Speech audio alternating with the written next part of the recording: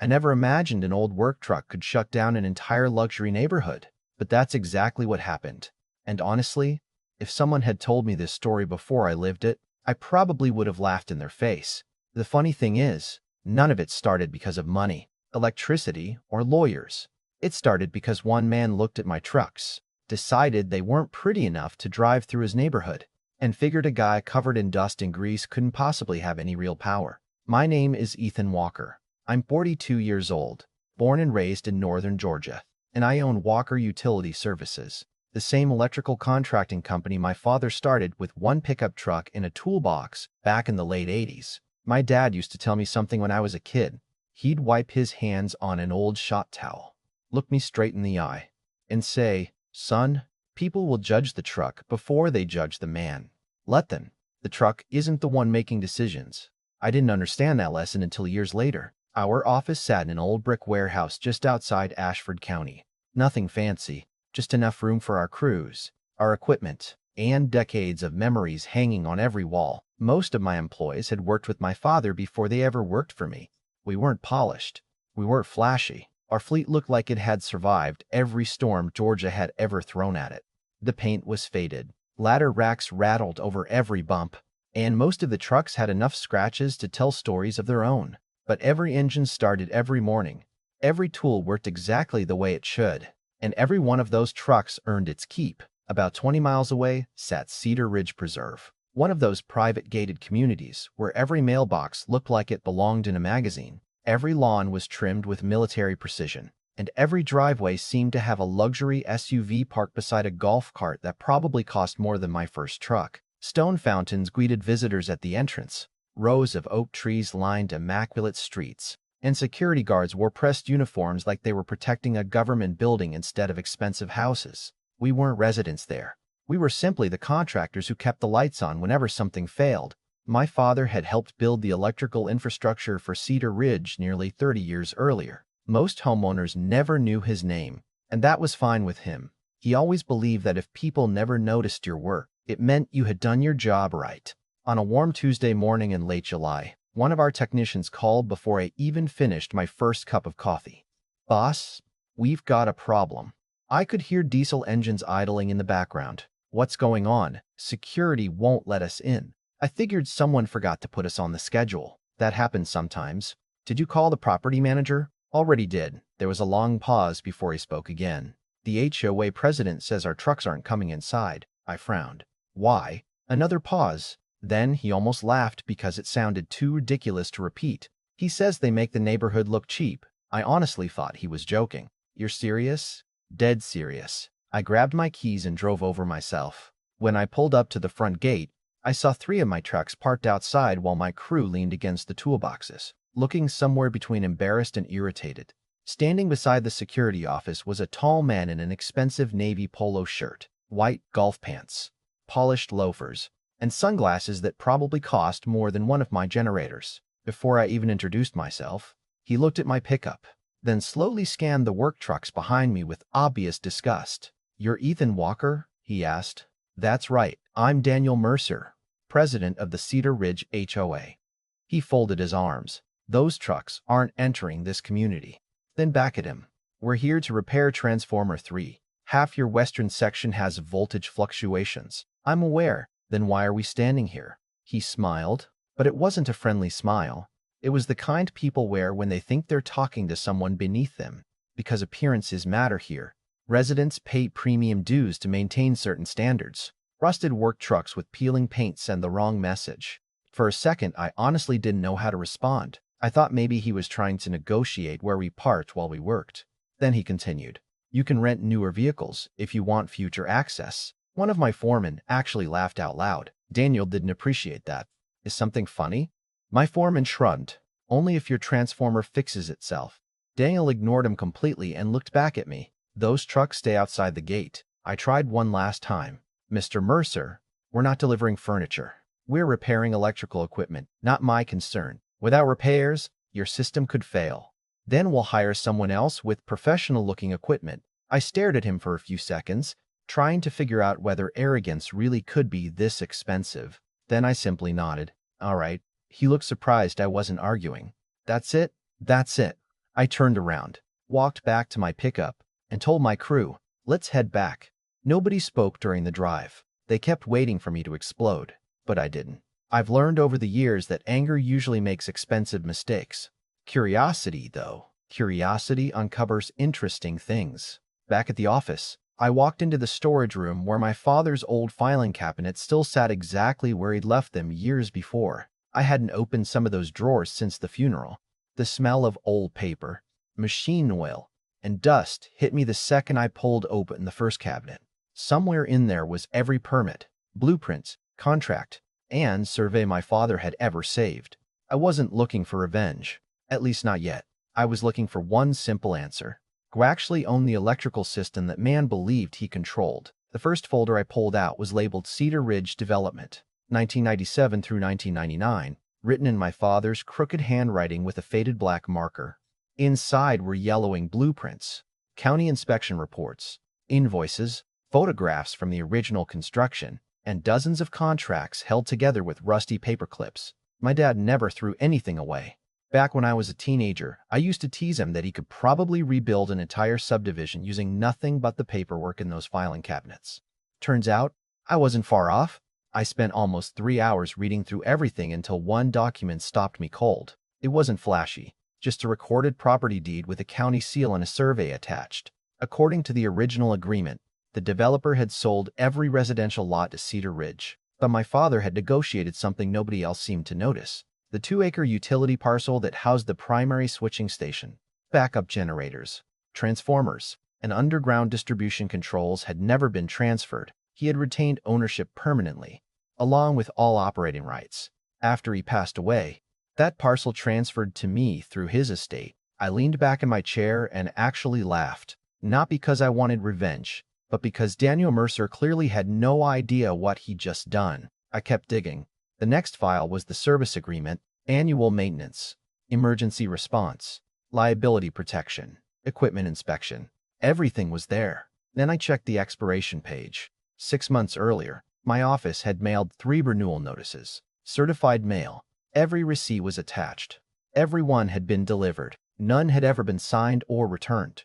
They hadn't renewed the service contract. Yet they'd continued expecting us to maintain privately owned equipment for free. My office manager, Linda, walked in carrying a stack of invoices and saw the smile on my face. "You found something, didn't you?" she asked. I slid the deed across the desk. She read it twice before looking back at me. "They don't own the station." "Nope. The HOA doesn't own any of it." "Nope. Please tell me you're not thinking what I think you're thinking." I smiled. "I'm thinking we stopped providing a service they never renewed." Linda stared at me for another few seconds before shaking her head with the smallest grin. "Your father would have enjoyed this." I called my operations supervisor, Marcus, into the office. "I need the crews to stand down." "For how long?" "Until further notice." "What about Transformer 3? Leave it exactly where it is." He raised an eyebrow. "You sure?" I handed him the expired agreement. He read just enough to understand. "Wow. Call every technician. Nobody enters Cedar Ridge." He nodded once. "Understood." At exactly 2:41 that afternoon, I drove to the utility parcel myself. It sat behind a chain-link fence hidden by pine trees, completely invisible from the neighborhood's immaculate streets. Most homeowners probably drove past it every day without realizing it existed. The station wasn't pretty. It wasn't designed to impress anyone. It was built to keep 47 oversized homes alive through Georgia summers and winter storms. I unlocked the gate, walked inside, checked every meter one last time, then called Marcus. "Ready? Ready." Opened the disconnects. There was a pause. Then the familiar metallic clunk echoed through the station. One breaker, then another, then another. Within seconds, every indicator light switched from green to black. 47 homes disappeared from the grid almost simultaneously. I climbed back into my truck without saying a word. 20 minutes later, my phone started ringing. First, it was the property management company, then the maintenance supervisor, then Daniel Mercer himself. I ignored every call. My voicemail filled up before I even reached the office. By dinner time, my technicians were forwarding videos from residents standing in driveways waving their phones around, wondering why every house had gone dark while neighboring communities still had power. Air conditioners stopped, pool pumps shut off, refrigerators warmed, garage doors froze halfway open. One homeowner posted online asking if terrorists had attacked the county. Another blamed squirrels. The local Facebook group became pure entertainment. Around 7 that evening, Daniel finally reached me through the office line. The second I answered, he didn't even bother saying hello. Turn the power back on. Good evening to you too. Don't play games, I'm not. This outage is unacceptable. Actually, your maintenance agreement expired 6 months ago. Silence. Then, what does that have to do with anything? Everything. You're receiving no contracted electrical support. We've always had power. You've always had a contract. Those are two different things. His voice became sharper. I'll sue you. For what? Shutting off electricity to equipment I own, located on land I own. After your organization declined 3 renewal notices? He didn't answer. Instead, he changed directions. We'll hire another contractor tomorrow. You're welcome to try. He hung up. I slept surprisingly well that night. The next morning, Marcus called before 8.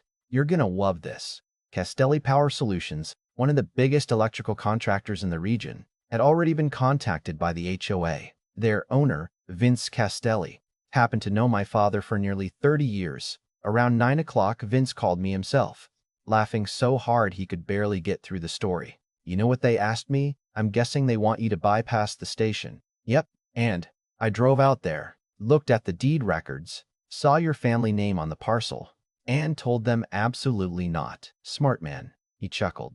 I'm too old to get sued for trespassing. Apparently, Daniel had argued for almost 20 minutes, insisting it was an emergency. Vince simply handed him an $800 inspection invoice before driving away. That afternoon, another contractor showed up. Then another.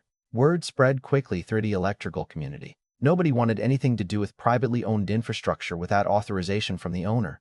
By the second evening, the mood inside Cedar Ridge had completely changed. Luxury neighborhoods are funny places. People love appearing calm until inconvenience lasts longer than 24 hours. Then patience evaporates. Residents began arguing with board members at emergency meetings. Ice melted inside expensive wine coolers. Smart homes suddenly weren't very smart anymore. Security cameras failed. Decorative fountains became stagnant ponds. One homeowner with a climate-controlled art collection reportedly rented industrial generators for nearly $10,000 just to protect his paintings.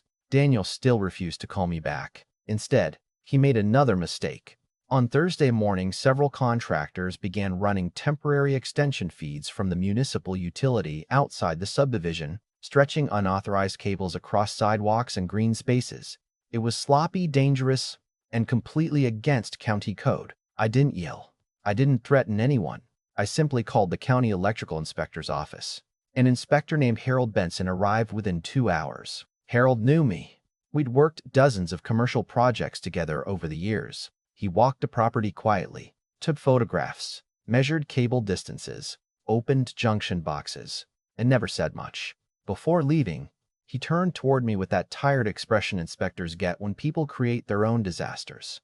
You didn't install any of this? No, sir. Didn't think so. By late afternoon, bright orange violation notices appeared on front doors throughout Cedar Ridge. Unauthorized temporary electrical installations. Immediate code violations. 48 hours to remove all illegal connections. Civil penalties assessed to individual property owners. Residents who had spent years arguing over mailbox colors suddenly faced thousands of dollars in fines because their own board had tried to outsmart physics. And paperwork. Daniel called again that evening, but this time his confidence was gone. Can we talk? He asked quietly. We've been able to talk all week. Can we meet? I looked out my office window at the old trucks parked beside the warehouse, their faded paint glowing under the setting sun. Funny, 2 days earlier, those trucks supposedly weren't good enough to enter his neighborhood. Now the man who banned them wanted to come to my office because they were the only thing standing between his community and complete collapse. Daniel showed up the next morning just after 9, and if I hadn't watched him strut around the front gate 2 days earlier, I honestly might not have recognized him. The crisp polo had been replaced by one covered in wrinkles. The expensive sunglasses were gone, and there were dark circles under his eyes that no amount of money could hide. He walked into my office slowly, glanced around at the old photographs of my father hanging on the walls, the worn wooden desks, the muddy boots sitting beside the back door, then looked out the window toward my beat-up service trucks. Funny how quickly ugly trucks start looking respectable when they're the only ones that can solve your problem. Neither of us spoke for a few seconds. Finally, he cleared his throat. Mr. Walker, I think we got off on the wrong foot.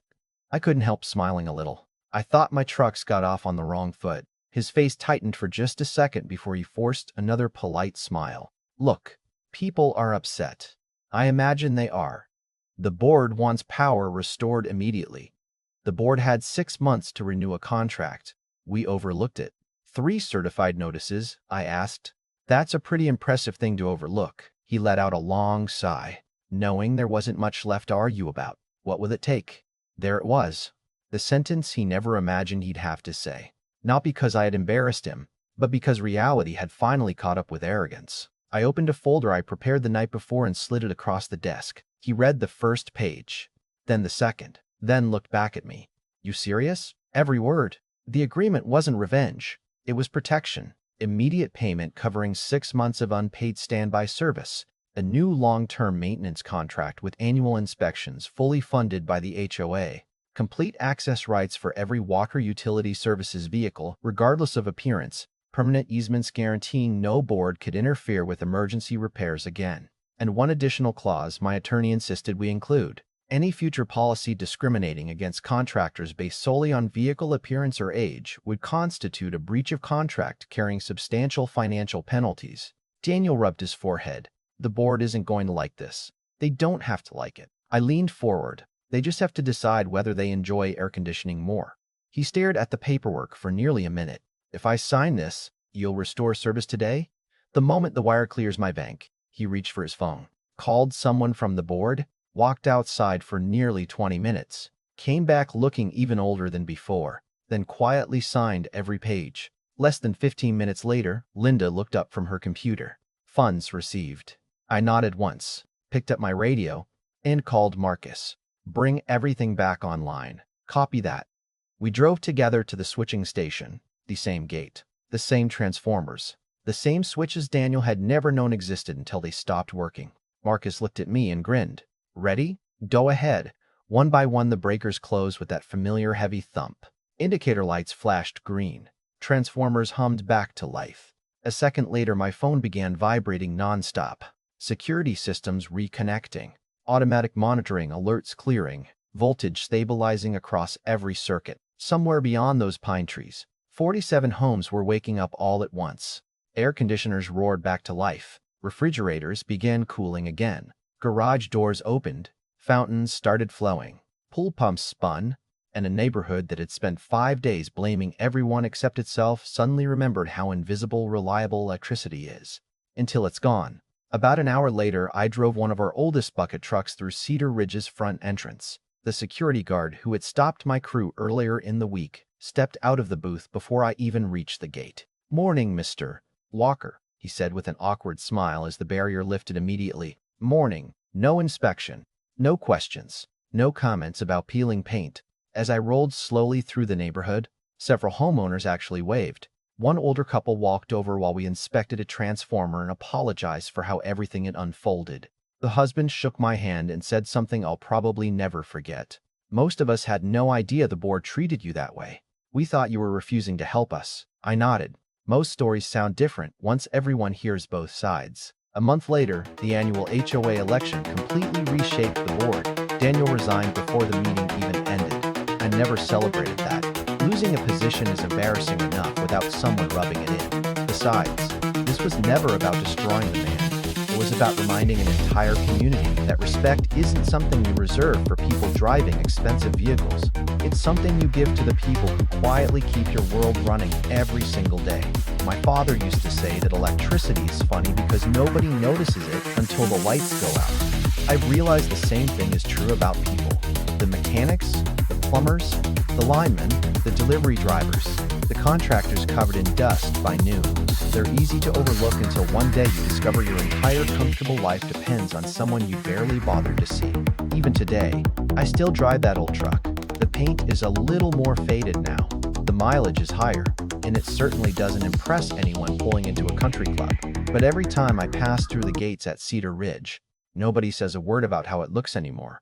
They just wave, because now they understand exactly what comes riding in with that old truck. So I'm curious, do you think I went too far by shutting the power off? Or did the HOA president create his own disaster the moment he judged someone by appearances instead of facts? Have you ever been underestimated because of what you drove, what you wore, or what people assumed about you before they knew your story? Share your experience in the comments, because I genuinely love to read it. And if you enjoy stories about quiet justice, unexpected turnarounds, and people learning hard lessons the unforgettable way, don't forget to like the video, subscribe, and I'll see you in the next one.